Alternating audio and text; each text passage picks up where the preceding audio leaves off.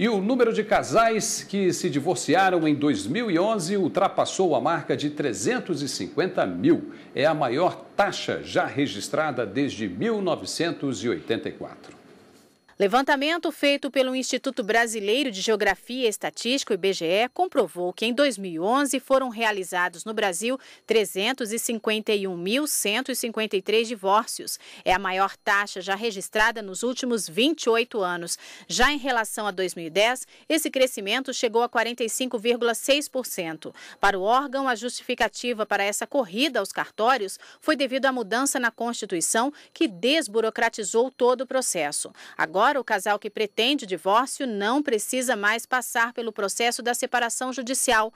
O resultado, um ganho de pelo menos 3 anos de espera. A pesquisa do IBGE também revelou outro dado interessante em 2011. Cresceu também o número de casais que oficializaram o casamento. A marca chegou a 1.026.736 casamentos, 5% a mais que no ano anterior.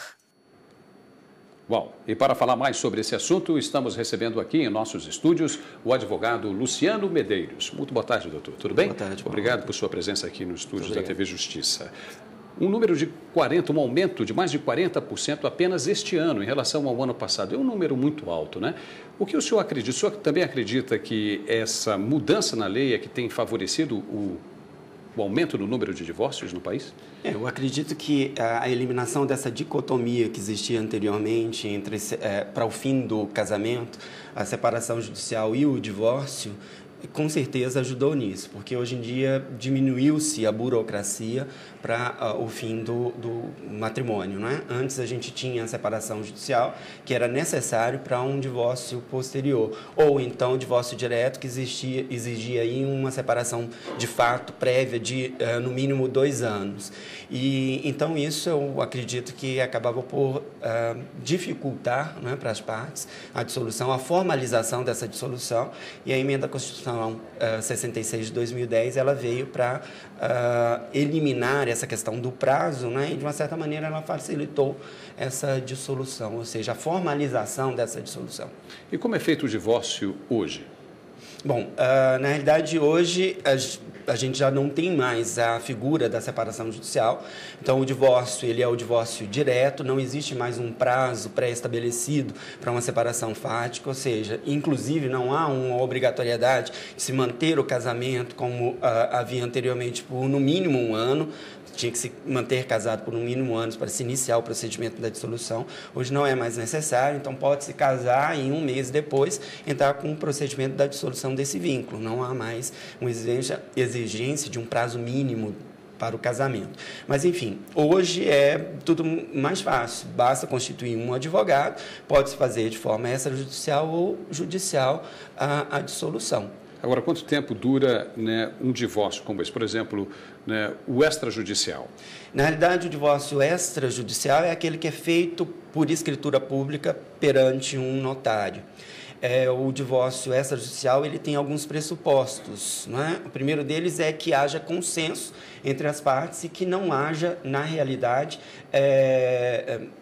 enfim, menores incapazes envolvidos. Então, o extrajudicial vai depender tão somente do protocolo desse pedido no cartório e o prazo para o tabelião lavrar a escritura. Então, se não há questões patrimoniais envolvidas também, ou se está tudo muito bem decidido, em 1 hora, 30 minutos você consegue fazer isso. Basta ter ali a disponibilidade do tabelião. Agora, nas duas formas de divórcio, né, no consensual e no litigioso. O consensual é uma coisa muito rápida, vai tranquilo. Agora, no litigioso, sendo que uma das partes quer e a outra não, complica, leva-se muito tempo para se consumar o divórcio ou não?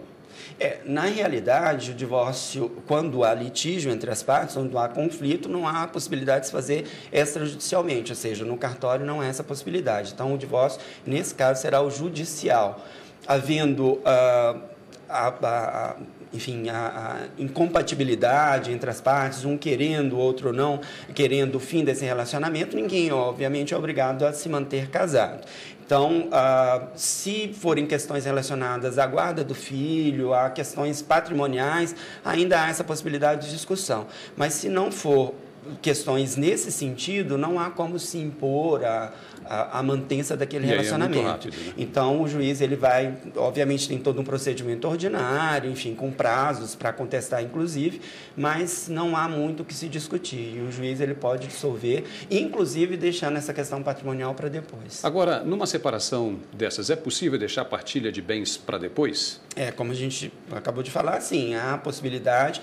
Isso antes do Código Civil atual não era possível, porque a Lei 6.515, que tratava aí sobre o divórcio, ela estabelecia a obrigatoriedade da partilha de bens na própria sentença do divórcio. O Código Civil de 2002, ele estabeleceu essa possibilidade, numa discussão posterior acerca do patrimônio, e com a emenda constitucional 66, o divórcio ele pode ser declarado, ou seja, dissolve-se o vínculo, mas pode-se deixar para a discussão posterior a questão patrimonial. Tá, no caso de um divórcio extrajudicial, né, no cartório, é necessário a presença de um advogado ou não? Sim, em ambas as situações, a figura do advogado é indispensável. O advogado ele vai ter que assessorar as partes, né? Sendo em cartório, eu acredito que, na grande maioria das vezes, é um advogado comum para ambas as partes, como há consenso entre eles, né? Já na separação, se houver litígio e ela for judicial, em regra, cada um vai ter que ser ali, será representado por um advogado diferente. Mas a figura do advogado é indispensável em ambas as situações. Agora, eu gostaria que o senhor me respondesse apenas mais uma pergunta. Em que casos é cabível aí o pagamento de pensão ao cônjuge? Bom, hoje, diante da nossa realidade social, não é? Com a mulher cada vez mais inserida no mercado de trabalho, a mulher independente, aquela figura da mulher colaboradora do marido já não existe mais, ou se existe em situações muito raras, o judiciário ele não tem estipulado pensão alimentícia para ex-cônjuge, né? Mas havendo a necessidade ou quando se comprova a efetiva necessidade, pode se estabelecer sim por um prazo determinado, até que aquela pessoa ela, enfim, se reestruture e possa ser inserida no mercado de trabalho. E quando se fala de alimentos para ex-cônjuge, pode ser tanto para o homem quanto para a mulher. Hoje o princípio de igualdade entre os cônjuges estabelece isso, desde que demonstrada a necessidade e a possibilidade do outro de prover esse sustento. Tá certo. Doutor Luciano Medeiros, muitíssimo obrigado por sua participação e esclarecimentos aqui no Jornal da Justiça, primeira edição. Muito obrigado, Paulo.